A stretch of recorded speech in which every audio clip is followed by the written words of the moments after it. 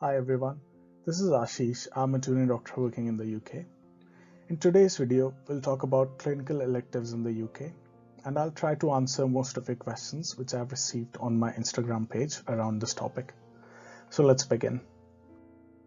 First of all, what is a clinical elective? So clinical elective is an attachment in a hospital where you shadow doctors in a department of your choice. Are they important? You can see both of these tables, and these tables show that the number of candidates who sat PLAB 1 and PLAB 2 are increasing every year. So I personally believe that in the case of rising competition, going for clinical electives can be beneficial. What are the advantages of clinical electives? First of all, they will help you get accustomed to the medical system of this country, which is the NHS, which is very different to the medical system back in your country. Second one is that it will help you learn more about patient management in the NHS. The third one is that you will improve your communication skills as you'll have to speak to the doctors, the staff in the hospital, and the patients. The fourth one is that the staff will be more familiar to you, and this might help you get a job in the same hospital when a vacancy opens up. The next one is that you will become more confident before starting your actual job as a doctor. The last one is that it will help you score some points in your CV. So when should you go for a clinical elective? One of the timings can be during your undergraduate or MBBS training. The second timing can be after you have passed PLAB 2 or are awaiting result of your exam. Is going for a clinical elective compulsory or extremely important? Or will you not get a job if you haven't been for a clinical elective? The answer to this question is no. It is just an additional experience before you start your job. Let's talk about how you can find an elective for yourself. First of all, choose the hospital where you would like to work. Then choose the department where you would like to work. Then go to Google or LinkedIn and search for the consultants who are working in that department in the hospital. Try to get their email addresses. If you're unable to find their contact details, then call the hospital directly and ask to speak to the consultant secretary. After that, write an email to the consultant about your interest in going for a clinical elective under their supervision. Once they have accepted you, the HR department from the hospital will mail you with the confirmation, and they will ask you for your identification documents.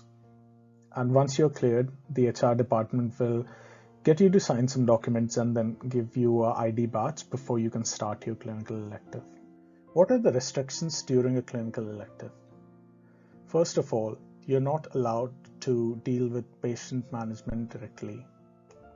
The second one is that you're not allowed to do any clinical procedures. This can be as basic as taking blood samples or assisting in a surgery.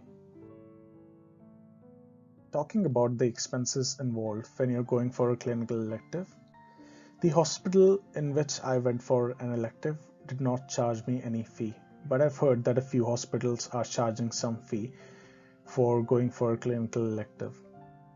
Keep in mind not to pay a huge amount of money as a fee whenever you're going for a clinical elective. I'll share with you my own clinical elective experience. So I went for a clinical elective after appearing for my PLAB 2 exam when I was still awaiting for my result. Before starting my elective, the HR asked me to sign some paperwork, and after the paperwork was complete, I was given an ID badge, and this ID badge allowed me to access all the clinical areas in the hospital. On my first day, I met my supervising consultant, who introduced me to all the doctors who were working in the department, and there was a ST7 registrar who supervised me during the clinical elective. I requested that I wanted to go for the neurosurgical theatres rather than staying in the wards, and my request was appreciated. So every morning I used to go to the theatres and join the registrar or consultant who was in the theatres, and they were really helpful. They used to teach me anatomy and used to explain me all the procedures that they were doing. I saw a lot of brain and spinal surgeries during my elective, and along with the theatres, I went to the wards to observe patient care as well. I spoke to the junior doctors who were working there and the registrars who were working there, and I was also given a chance to take part in a clinical audit which was going on, and the clinical audit was about the quad-icona syndrome and something related to that.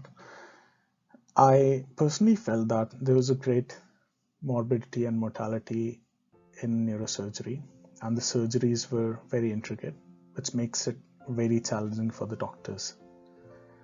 So after my 2 weeks of elective, I mailed my elective reflection to my supervising consultant, and they gave me a certificate of attendance and experience. And this is all about it.